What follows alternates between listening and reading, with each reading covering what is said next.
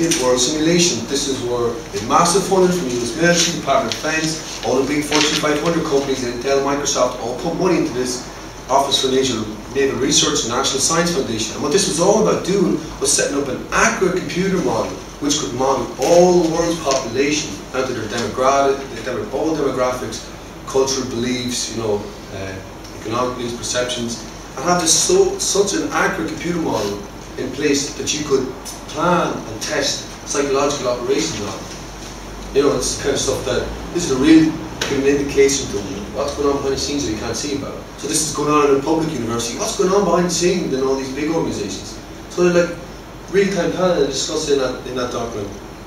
Quote from the document: Thinking World Simulation provides an environment for testing psychological operations and civil affairs activities capable of illustrating the impact of those activities on populations. So, in a crazy way, they're trying to predict the future with a computer model. Just because you can get an accurate enough model, you can, within certain levels, you can see what's going to happen and be your outcomes.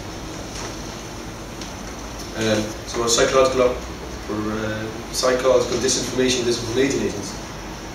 This is from a document I talked about earlier, information operations. It's a quote from the integrated employment of core capabilities of electronic warfare, computer network operations, psychological operations, military deception, operation security, in concert with specified supporting and related capabilities to influence, disrupt, corrupt, and usurp adversary human and automated decision making while protecting our own.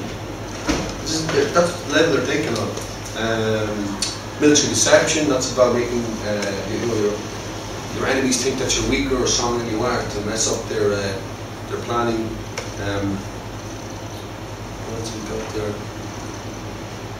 That's always taken place in war, of course. That's sort of back in the Middle Ages or Romans or wherever. Oh yeah, of course. But now they've got much more means of doing it with computers and TV and this is cornerstone. Like psychological operations used to be a bit of fun on the side of military strategy, but now it's taken to the very core of it. It's no longer just something which generals thought was a bit of fun. Just something you add on. This is where you start. First person who was killed in Iraq when they went in was a woman from the psychological operations division. They're the first people to go in, give out flyers and sweets to kids and tell them everything's okay. Here's a quote from psychological operations manual. This information: if you give man the correct information for 7 years, he may believe the correct information on the first day of the 8th year, and when it is necessary from your point of view that he do so. Your first job is to build the credibility and authenticity of your propaganda and persuade your enemy to trust you although you are his enemy.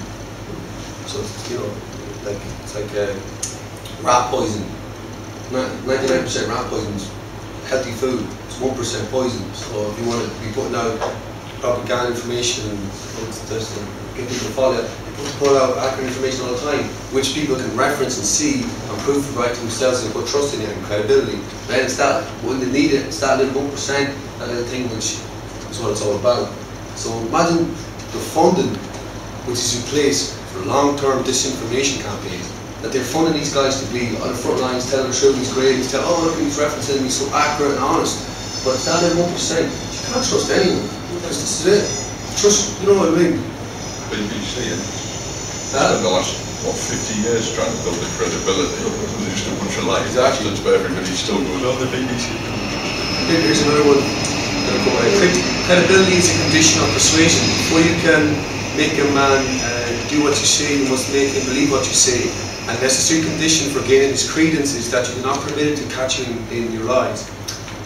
Hence the constraint upon all propagandists is to accurately report matters which they are subject to verification by the audience. Propaganda to be effective must be credible. So it's that little 1% that's important. It's not telling lies all the time, you'll be caught out too easily. And you got this whole constant push in the media. We're talking about billion people starving the planet and these important issues. Look, there's this whole idea of conspiracy theories built up. And most of them I think are absolute nonsense. Absolute nonsense. But the idea that speak rich banks, loan money to governments, you say that, oh, you're conspiracy theorists. Oh dear, people are conditioned to have this response. Yeah. Anything which isn't told you by the media isn't true. The media are your god. They're pretty much demigods in a funny way. That's how heavy the indoctrination is. And you have all this constant setup of media to push this. As I said, I think most conspiracy theories That term's really annoying. This whole system built up to push it. Take away credibility from conspiracy theories which are somewhat accurate. Now, if you don't believe in conspiracy theories, that means you don't believe in monopolies. You don't believe in cartels, because they both require people conspiring together to an end. So they don't exist if you don't believe in conspiracy theories. You know, and there's so much more to it. There's an interesting thing: conspiracy theories by Castor Sunstein. He's the big legal advisor to the Obama administration. He came out with this document from Harvard and Chicago Law School called Conspiracy Theories. He talks about how ridiculous they are and how they should be banned. He talks about, he gave a list of about like 10 conspiracy theories which should not be allowed to be talked about. September 11, Kennedy assassination, global warming and so forth. And he talks about anyone who does talk about them in the future should be either imprisoned, should be fined, you know, should have, you know, all these nasty things happen for free speech and having opinions and talking about things. And this is what he said. And then he also admits at the end, he goes, oh yeah, well, even though in the past the population had been pushed and pushed and pushed, proven conspiracy theories to be true, and only from that, when they come to light that it was true, then he says that, you know, the only person should be allowed to tell the population what they're allowed to think and what they should be allowed to think and not think is the government. We decide that.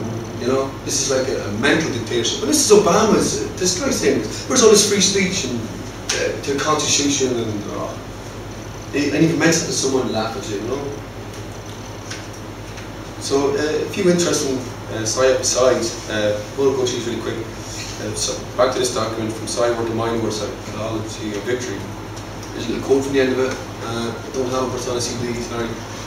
Atmospheric electromagnetic activity. The human body communicates internally by electromagnetic and electrochemical impulses. The EM field displayed in Kirlian photos, the effectiveness of acupuncture and the body's physical response to various types of electromagnetic radiation, X-rays, infrared, visible light, etc., are all examples of human sensitivity to electromagnetic forces and fields. Oh, hang on. Kirlian photos are claimed to be utter nonsense, and acupuncture is claimed to be utter worthlessness by the mainstream medical system. You're like, what research does this guy have to say this? And it goes on. Electromagnetic, atmospheric electromagnetic activity is regularly altered by such phenomena as sunspot eruptions and gravitational stresses, which distort the Earth's magnetic field.